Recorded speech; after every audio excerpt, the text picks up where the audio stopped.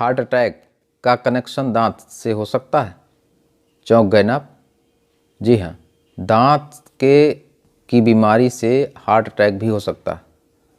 नमस्कार दोस्तों, मैं यशवंत पटेल, आपका मेरे YouTube मंच में स्वागत है।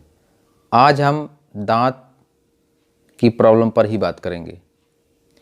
वैसे तो लोग दांतों की समस्या को बहुत हल्के में लेते हैं और सोचते हैं कि दांत इतनी बड़ी बीमारी नहीं हो सकती कि जिससे कोई ज़्यादा उनको दिक्कत आए, लेकिन दांत के बीमारी से, उसके इन्फेक्शन से हार्ट अटैक भी हो सकता है। और हार्ट अटैक के साथ साथ यदि महिला गर्भवती है तो उसके गर्भ में पल रहे बच्चे के भी प्रॉब्लम आ सकती है और वह प्रीमेच्योर हो सकता है, यानी 9 माह से पहले उसको बच्चा हो सकता है। तो ये दांतों से ये भी बड़ी समस्याएं हो सकती हैं।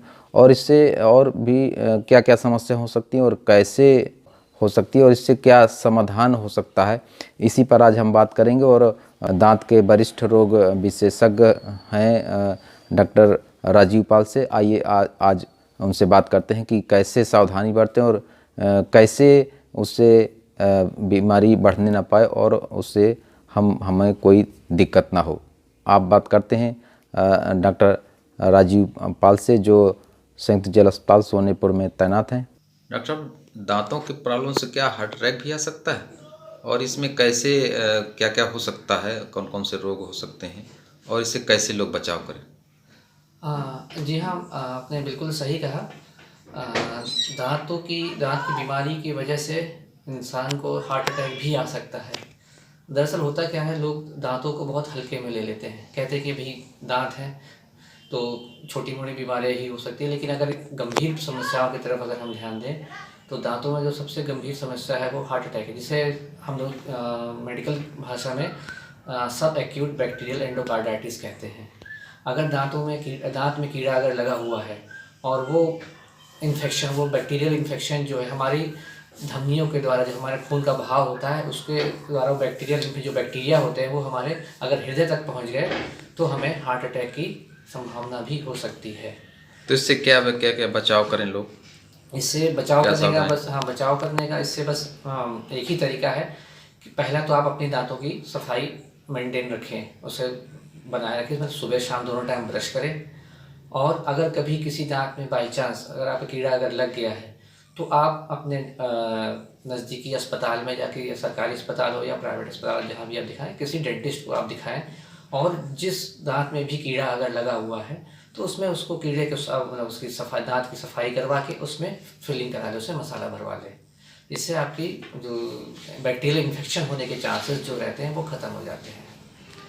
और डॉक्टर साहब, क्या सावधानी बरतें कि इससे संबंधित रोग आदमी को हो ही ना? हाँ जी, जैसे दांतों में, जैसे लोग बोलते हैं कि दांतों में कीड़ा लग जाएगा, तो अक्सर लोगों का क्या धारणा रहती है कि चलो भाई, भगवान ने 32 दांत दिए तो एक दांत हम कीड़ा लग भी गया तो हम इसको उखड़वा लेंगे। लेकिन ऐसा नहीं है। दांतों में और भी दांतों से, जैसे मैंने आपको कहा कि हार्ट अटैक की संभावना रहती है, दांतों की समस्या या मुंह की समस्याओं से और भी कई सारी गंभीर बीमारियां होती हैं। जैसे कि अगर हम मान लें तो उसमें बैक्टीरियल निमोनिया भी हो सकता है। जैसे वही सेम चीज़, बैक्टीरियल इन्फेक्शन जो है हमारे, जैसे अगर हृदय में जा सकता है तो हार्ट अटैक होता है, वैसे ही अगर एक बैक्टीरियल इन्फेक्शन अगर हमारे लंग्स में, अगर फेफड़ों में पहुंच गया तो हमें बैक्टीरियल निमोनिया भी हो सकता है।